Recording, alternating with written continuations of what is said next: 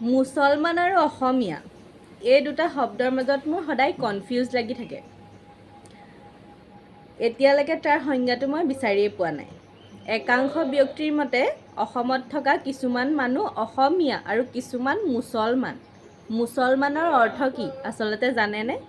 মুছলমান মানে হৈ গ'ল একেশ্বৰবাদত বিশ্বাসী, মানে এজন ঈশ্বৰক যিসকলে উপাসনা কৰে, মানে যিসকল ইছলাম ধৰ্মাৱলম্বী লোক, যিসকলৰ ধৰ্মটো ইছলাম, তেওঁলোক হৈ গ'ল মুছলমান। আপোনালোকে অসমত থকা মানুহখিনি ধৰ্মৰ ভিত্তিত অসমীয়া বুলি কয়নে, নে ভাষা, কৃষ্টি, সংস্কৃতি সেইবিলাকৰ ওপৰত ভিত্তি কৰি অসমীয়া বুলি কয়? যদি ভাষা কোৱা বা সংস্কৃতিৰ কথা মানে সংস্কৃতিৰ লগত একাত্ম হোৱা সেই মানুহখিনিক অসমীয়া বুলি কয়, তেতিয়াহ'লে আপোনালোকে যে একাংশই মুছলমান, অসমীয়া এই কথাবোৰ কয়, এই কথাবোৰ কিন্তু শুনি শুনি বিৰক্তি লাগে। কিয় জানেনে? আপোনালোকে যদি ইতিহাস মানে আৰু এটা কথা, মুছলমান মানুহখিনি অশিক্ষিত বুলি ভাবে নি? যে কোনেও একো পঢ়িব নাজানে, একো আপোনালোকে কৈ থকা কথাবিলাকৰ একো উত্তৰ দিব নাজানে আৰু একো গমেই নাপায়, এইটো যদি ভাবিছে তেতিয়াহ'লে ভুল ভাবিছে। মই আপোনালোকক এখন ৰেফাৰেঞ্চ হিচাপে এখন কিতাপ পঢ়িবলৈ কৈছোঁ। এইখন কিতাপ ভালকৈ চাই লওক। এইখন ক্লাছ 10ৰ হয়, অসমীয়া সাহিত্য চয়নিকা। এই হোৱাটছআপ, ফেচবুক, ইনষ্টাগ্ৰাম, ইউনিভাৰ্চিটিত পঢ়ি পঢ়ি যে আপোনালোকে কমেণ্ট পাছ কৰি থাকে, সেই মানুহবিলাকক কৈছোঁ অকণমান ভালকৈ অধ্যয়ন কৰিব, তাৰপিছত যিকোনো মন্তব্য দিবলৈ আহিব। এই কিতাপখনৰ পেজ নাম্বাৰ 45টো চাব, তাতে এটা পাঠ আছে আৰু পাঠটোৰ নাম হ'ল অসমৰ জনগোষ্ঠীৰ গাঁথনি আৰু সংস্কৃতি। লিখিছে আব্দুছ ছাত্তাৰ নামৰ এজন ব্যক্তিয়ে, আৰু তেওঁ হৈ গ'ল যোৰহাট জিলাৰ তিতাবৰৰ। এই পাঠটোতে আপোনালোকে প্ৰত্যেকটো বস্তু ধুনীয়াকৈ পাব। অসমলৈ কোন মানুহ ক'লৈ আহিছিলে আৰু কেতিয়া আহিছিলে, আৰু ইয়াৰ যিসকল ভূমিপুত্ৰ তেওঁলোক কোন। কছাৰী, চুতীয়া, কোচ, মেচ, ডিমাচা, দেউৰী, মিচিং, বড়ো, তিৱা, কাৰ্বি এইসকল আছিলে ভূমিপুত্ৰ। আৰু তাৰ পাছত প্ৰত্যেকটো যিসকল মানে জাতি জনগোষ্ঠী আহিছিলে, সেই প্ৰত্যেকবোৰ আছিলে প্ৰব্ৰজনকাৰী। সেই তেনেকুৱা সময়তে বেলেগ বেলেগ প্ৰব্ৰজনকাৰীসকলো আহিছিলে, আৰু তেনেকুৱা সময়তে এই যে আপোনালোকে মুছলমান কৈ থাকে, সেই মুছলমান মানুহখিনিও আহিছিলে, মানে ইছলাম ধৰ্মাৱলম্বী লোকসকলো আহিছিলে। যেতিয়া ক'ৰবাত উচ্ছেদ হয়, কিবা কাম এটা হয়, তেতিয়া যে আপোনালোকে এই বাংলাদেশী মুছলমান কৰি থাকে, বাংলাদেশত যিসকল মানুহ থাকে তেওঁলোককহে বাংলাদেশী বুলি কয়। অসমত থকা মানুহবোৰক জধামূৰ্খইহে বাংলাদেশী বুলি কৈ থাকিব।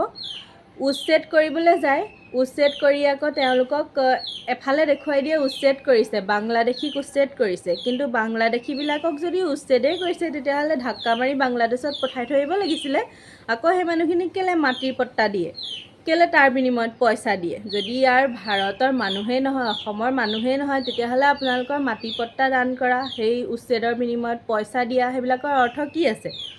এই মাজতে এটা খুব হুলস্থুল লাগিছিলে, হৈচৈ লাগিছিলে। যোৰহাটৰ এজন মানুহ আছিলে আজাদ চৌধুৰী বুলি, তেওঁৰ কথা পূৰা মানে নিউজত পূৰা বাজি আছিলে যে বাংলাদেশীয়ে চৰকাৰী মাটি অধিগ্ৰহণ কৰিছে। হয়, মানুহে চৰকাৰী মাটি লৈ থাকিব নালাগে, সেইটো আইনসংগত নহয়। সেইটো এটা উচ্চতম ন্যায়ালয়ৰ আমি প্ৰত্যেকটো মানে আদেশ নিৰ্দেশ সকলোৱে মানি চলোঁ। যিসকলে চৰকাৰী ভূমি অধিগ্ৰহণ কৰি থাকে, তেওঁলোকে চৰকাৰী ভূমি অধিগ্ৰহণ কৰিব নালাগে। সেইটো এটা হৈ গ'ল অপৰাধ, বা সেইটো কৰিব নলগা কাম। যেতিয়াই চৰকাৰে বিচাৰিব তেওঁলোকক সেই মাটিখিনি দি দিব লাগিব। কিন্তু তাৰ অৰ্থ এইটো নহয় যে সেই মানুহবোৰে হৈ গ'ল বাংলাদেশী। সেই মানুহজনক যে বাংলাদেশী বুলি কৈ আছিলে, হয় তেওঁ চৰকাৰী মাটিত আছিলে, লিজত লৈ আছিলে বা কি কৰিয়ে আছিলে, কিন্তু তাৰ পৰা উচ্ছেদ কৰিলে। সেইটো চৰকাৰী মাটিত আছিলে, সেইটো কৰিবলগীয়া কাম, সেইটো ঠিকেই কৰিলে। কিন্তু তেওঁক বাংলাদেশলৈ পঠিয়াই দিলে নে নাই দিয়া, আপোনালোকে খবৰটো ল'লে নে? যদি বাংলাদেশী মানুহ হয়, তেতিয়াহ'লে এতিয়ালৈকে ইয়াতে কি কৰি আছে? বাংলাদেশত থৈ আহিবগৈ লাগিছিলে। বাংলাদেশী মানুহে আকৌ ভাৰতৰ পাছপৰ্টো পায়।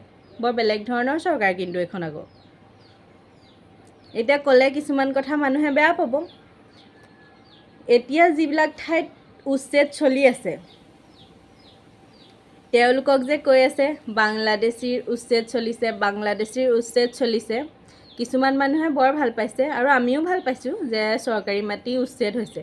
কিন্তু মোৰ প্ৰশ্নটো এইটো, আমি সদায় উচ্চতম ন্যায়ালয়ৰ যিবোৰ আদেশ নিৰ্দেশ সেইবিলাকক সন্মান জনাওঁ। আইনৰ প্ৰতি আমাৰ সদায় সন্মান আছে আৰু আইনে সদায় নিৰপেক্ষ বিচাৰ কৰে আৰু যি কৰে জনসাধাৰণৰ হিতৰ কাৰণেই কৰে। কিন্তু তাত যে আপোনালোকে বাংলাদেশী শব্দ এটা প্ৰয়োগ কৰি থাকে, এই শব্দটো কিন্তু একেবাৰে ভুল। সেই যে মানুহখিনি, সেইখিনি এতিয়ালৈকে বাংলাদেশত পঠিয়ালে নাই আপোনালোকে বিচাৰ কৰিলেনে? এজন মানুহকো বাংলাদেশলৈ পঠিওৱা নাই। এই মই 2-4টা নিউজ চাইছোঁ, তাত যে প্ৰত্যেকজন মানুহে RTI মাৰি মাৰি তেওঁলোকৰ ভোটাৰ তালিকাত নাম আছেনে নাই দেখুৱাই আছে। সেইবিলাক আপোনালোকে চাইছেনে? যদি বাংলাদেশীয়ে হয়, ভাৰতীয় ভোটাৰ তালিকাত বা অসমৰ ভোটাৰ তালিকাত তেওঁলোকৰ নাম কেনেকৈ আছে? আৰু তাৰপিছত এতিয়া কিছুমান অন্ধভক্তই কৈ দিব যে কোনোবাই চাল চতুৰ কৰি ইয়াত ভৰাই দিলেহি। আৰে চাল চতুৰ কৰি যদি ভৰাই দিছে তেতিয়াহ'লে তোমালোক আছাই দেখোন বিনা পইচাত চাকৰি কৰি। তেতিয়াহ'লে তোমালোকে চাব লাগিছিলে আৰু ইমান দিন কি কৰি আছে? আৰু এতিয়া চৰকাৰ হোৱাটো বহুত দিন হ'ল, এতিয়া 26ত নিৰ্বাচন সমাগত, সেইটো কাৰণে এতিয়া বাংলাদেশী খেদিছোঁ বুলি কৈ থাকিলে একাংশ লোকে ভাল পাব। একাংশ শব্দটো মই ব্যৱহাৰ কৰিছোঁ, প্ৰত্যেকজন মানুহেই ইছলাম ধৰ্মৰ লোকসকলক বেয়া নাপায়। ইয়াৰ ভিতৰত ভাল পোৱা মানুহ বহুত আছে, কিন্তু একাংশই বেয়া পায়। সেইসকলে মানে এই চৰকাৰখনে কি কৰে, ধৰ্মীয় মেৰুকৰণৰ ৰাজনীতি কৰি আছে। যি একাংশ লোকে ইছলাম ধৰ্মৰ মানুহখিনিক বেয়া পায়, সেই মানুহখিনিক মানে অস্ত্ৰ হিচাপে লৈ তেওঁলোকে ভোট লোৱাৰ ৰাজনীতি এটা চলাই আছে। কিন্তু মনে মনে তেওঁলোকেও এইবোৰ মানুহৰ লগত মিতিৰালিটো কৰি থাকে। এইটো হৈ গ'ল সচেতন মানুহখিনিয়ে নিজে চাই চিতি বিচাৰ কৰি লোৱাৰ কথা। এই যে মাজতে এজন ব্যক্তিক মাজনিশা নি বাংলাদেশৰ পথাৰত থৈ অহাগৈ হৈছিলে, সেই মানুহজনক আকৌ কি কাৰণে ভাৰতলৈ ঘূৰাই লৈ আহিলে? যদি বাংলাদেশৰে আছিলে তেতিয়াহ'লে তালৈ লৈ যাব লাগিছিলে। ইয়ালৈ কি কাৰণে লৈ আহিলে? আপোনালোকে এই বস্তুবোৰ যুক্তিযুক্ততাৰে চাইছেনে? আৰু নেভাবিব যে ইছলাম ধৰ্মৰ প্ৰত্যেকজন মানুহ অশিক্ষিত বুলি নেভাবিব। আপোনালোকে এটা কথা প্ৰায়ে কৈ থকা শুনো, ইছলাম ধৰ্মৰ মানুহবোৰ কেঁচুৱা জন্ম কৰা মেচিন। সেয়া আগৰ দিন আছিলে, তেতিয়া অকল ইছলাম ধৰ্মৰে নহয়, প্ৰত্যেকটো ধৰ্মৰ মানুহৰ ঘৰতে বহুত ল'ৰা ছোৱালী আছিলে। কিন্তু আজিৰ ডেটত আপোনালোকক মই গেৰাণ্টি দি ক'ব পাৰোঁ, আপোনালোকে চাবগৈচোন, ইছলাম ধৰ্মৰ মানুহৰ ঘৰত খুব বেছিটো বেছি হ'লে 3টা ল'ৰা ছোৱালী, তাতকৈ বেছি ল'ৰা ছোৱালী আপোনালোকে নাপায়। এনেই এইবোৰ ভুৱা অদৰকাৰী, য'ত বেছ নাথাকে, সেই তেনেকুৱা ধৰণৰ কথাবোৰ কৈ মানুহৰ মাজত বিভ্ৰান্তিৰ সৃষ্টি কৰিবলৈ নাহিব। আৰু যদি সংজ্ঞা নাজানে, এই কিতাপ চিতাপবোৰ পঢ়িব, অকণমান পঢ়ি মেলি কিবা কিবি জানি আহিব। তাৰপিছত ক'ব, এনেই উল্টা পুল্টা কমেণ্ট কৰি থাকিবলৈ নাহিব। আৰু ভাবে নেকি যে আমি একো মানে ইছলাম ধৰ্ম হ'লোঁ কাৰণে আমি একো পঢ়া শুনা নকৰোঁ, একো অধ্যয়ন নকৰোঁ? এইবিলাক অকণমান পঢ়ি মেলি চাব, তাৰপিছত কমেণ্ট কৰিবলৈও আহিব, তাৰপিছত বক্তব্য দাঙি ধৰিবলৈ আহিব। এই কেইটামান যে আছে, অকল ইছলাম ধৰ্মৰ মানুহক ক'ৰবাত কিবা নিউজ এটা বাজি গ'লে বাংলাদেশীক খেদিব লাগে কৰি থাকিবলৈ আহে। অকণমান পঢ়া শুনা কৰি তাৰপিছত কমেণ্ট এটা কৰিবলৈ আহিব। জয় আই অসম।